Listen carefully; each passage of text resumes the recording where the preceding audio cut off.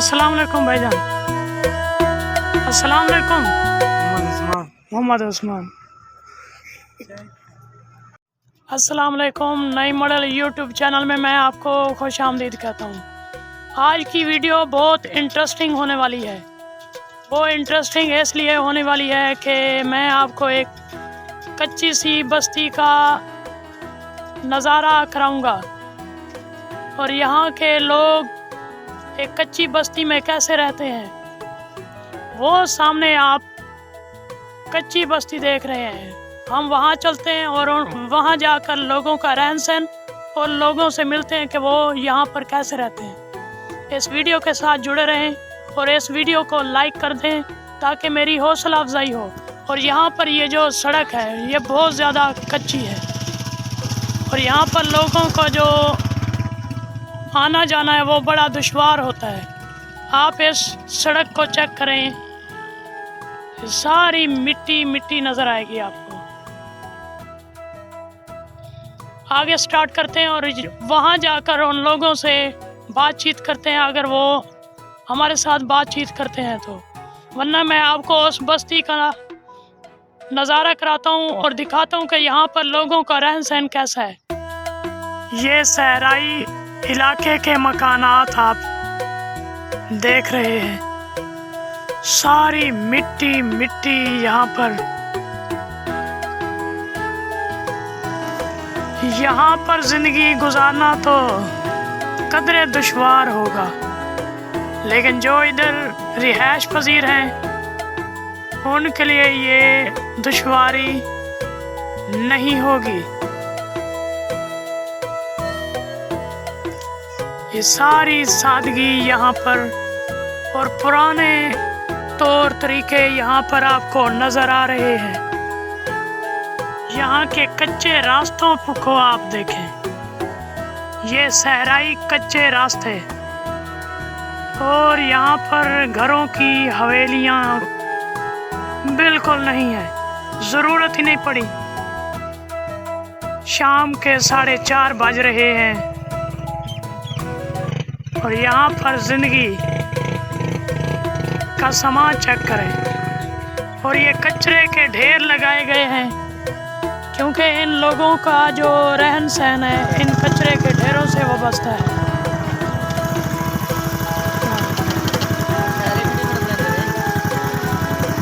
और ये जो भाई हैं बड़े दूर से पानी लेकर आ रहे हैं। किधर से पानी लेकर आ रहे हैं? 84 से। अच्छा, और कितना सफ़र पड़ जाता है आपको वहाँ? 5 किलोमीटर। अच्छा, आपका नाम क्या है? कैसराबाद। और आपका? कैसराबाद। दोनों कैसराबाद। अच्छा, और आपकी रिहाइश इधर ही है? अच्छा,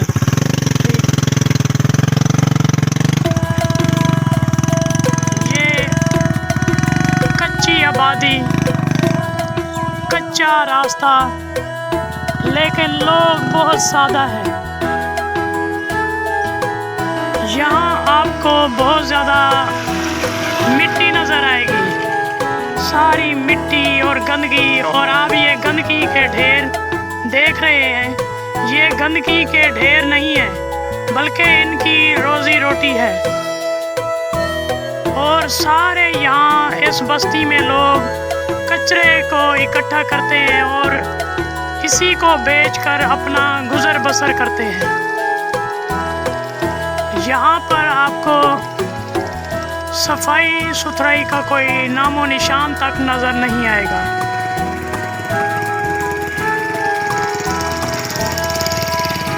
इनकी घरों की हवेलियाँ बिल्कुल नहीं हैं। और यहाँ पर ये रिक्शा ट्राले बहुत नज़र आते हैं। तकरीबन इस बस्ती में जितने भी लोग हैं यहाँ पर इनके रिक्शे वाले फट्टे हैं और इसी पर वो कचरा इकट्ठा करते हैं। ये सारी मिट्टी मिट्टी है।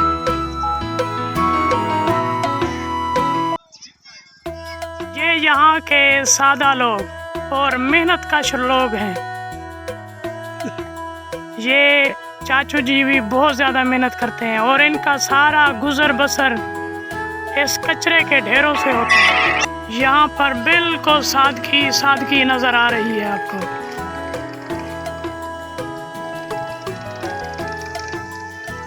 और यहाँ के जो बच्चे हैं वो भी हर वक्त खेलने में मसरूफ़ होते हैं। इनको कोई भी दुनियादारी का फिक्र फाका नहीं है। यहाँ पर जिंदगी पुरसुकून है। और इस बस्ती में 85 चक की बस्ती में आपको रिक्शे के फट्टे नजर आएंगे। अब मैं इस बस्ती से निकलकर आगे अपनी मंजिल की तरफ रवां दवां हो चुका हूँ। ये बस्ती बहुत ज़्यादा पसमानदा इलाके की है और यहाँ पर बच्चे जिंदगी और तौर तरीके सारे कुछ तब्दील हैं। ये कुत्ता भी आगे आ गया है और मुझे डरा रहा है। बस्ती के साथ एक किसान जो है वो अपनी मेहनत और मशक्क़त में मसरूफ़ हैं। कोशिश करते हैं कि हम भी इससे मुलाकात करते हैं और इससे चंद अल्फाज बोलते हैं ताकि आपको अच्छा लगे। अल्लाह करे ये भी कुछ बात बता सकें। चलते हैं इस भाई के पास। अस्सलाम वालेकुम भाईजान। अस्सलाम वालेकुम। ये भाई जो हैं बहुत मुशक्क़त करते हैं यहाँ पर। कोशिश करते हैं कि इनसे बात करें। अस्सलाम वालेकुम। क्या हाल है? आपका नाम क्या है? अजहर अली। आपने इधर कितनी ज़मीन काश्त की हुई है? यानी आधा मुरब्बा इन्होंने काश्त की हुई है और ये बहुत ज़्यादा मेहनती हैं। सर्दियों के इस मौसम में इतनी ज़्यादा मुशक्क़त करना और वो पानी में जब बंदा दाखिल होता है ना, वो बड़ा इम्तिहान का समा होता है। लेकिन इस चीज़ से ये नहीं घबराते हैं। कैसे अजहर भाई आप इस चीज़ से घबराते हैं पानी में दाखिल होने से? ठीक है, मेहरबानी अजहर भाई। ये इन्होंने बहुत सारे खेत यहाँ पर काश्त किए हुए हैं और अभी भी इन्होंने पानी के लिए खालों को सेट किया है ताकि वो अपनी खेत को सैराब कर सकें। ये इस रेतले और कच्चे इलाके के साथ इन्होंने फसल को काश्त किया हुआ है। हम चलते हैं अपनी प्राडो की तरफ। ये प्राडो हमारी तैयार खड़ी है। ये हमारी प्राडो और इस कच्चे इलाके में लोगों का रहन सहन।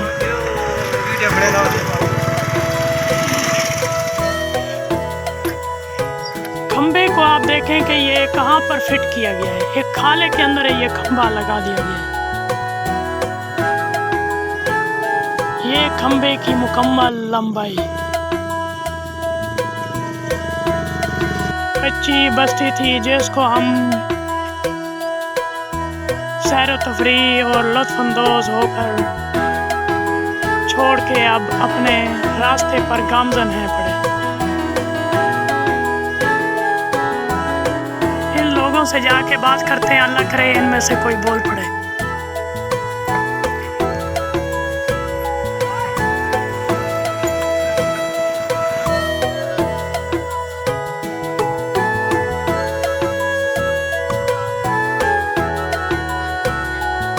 सारी मिट्टी धूल मिट्टी बहुत ज़्यादा जमा है। यहाँ पर चलना और सवारी करना बहुत ज़्यादा मुश्किल है। लेकिन ये थोड़ा सा ज़मीन का टुकड़ा जो सड़क के बगैर रखा गया है, ये हमारे गांव के कच्चे रास्ते हैं और इससे आगे थोड़े से फासले पर ये सड़क पक्की आ जाती है। ये भाई अपनी गपशप में मसरूफ़ हैं और सामने रोड पक्का आ चुका है। अब हम मेन सड़क पर अभी पहुंचने वाले हैं। मेन मेन सड़क पर पहुंचने के लिए ये बहुत ऊंची सी पुल है ये, और इसके साथ एक गधा भी इस्तेमाल कर रहा है कच्चे इलाके में जाने के लिए। अब ये सड़क पक्की आ गई। अब इसके बाद हमारा जो सफ़र है वो बहुत आसान होने वाला है।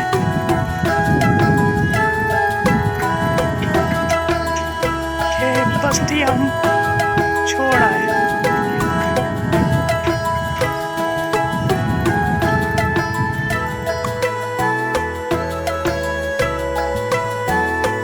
यहाँ पर एक कच्चे रास्ते के साथ कुछ मजदूर हजरात अपनी दिहाड़ी लगा रहे हैं, और यहाँ पर मेरे दोस्त अतारी भाई भी खड़े हैं। अतारी भाई क्या हाल है? क्या इधर आप मजदूरी कर रहे हैं? जी। और तबीयत से ठीक है? ये सिर्फ इधर दरवाज़ा ही फिट करना था या और भी कोई काम था? दरवाजा सेट कर रहे हैं, दरवाजा बस, और कोई काम नहीं था? काम था, दीवार खड़ी की है। अच्छा अंदर फिल्टर प्लांट लगा रहे हैं। अच्छा, ये फिल्ट्रेशन प्लांट का दरवाज़ा लग रहा है। ठीक है। और ये से नहीं जाना पड़ेगा आपके लिए, ये बहुत ही अच्छा पैकेज ये लॉन्च होने जा रहा है। यानी अब हमें 84 चक में पानी लेने के लिए नहीं जाना पड़ेगा? नहीं जाना पड़ेगा इंशाल्लाह। ज़बरदस्त। ये हमारे इलाके में ऐसा तरक्की के काम हो रहे हैं। ये काम नहीं कर रहे, ये काशिफ रसूल कर रहे हैं। हाँ, काशिफ रसूल यहाँ पर प्लांट लगा रहे हैं। ठीक है तारी भाई, बड़ी मेहरबानी। अपनी मंजिल की तरफ रवां।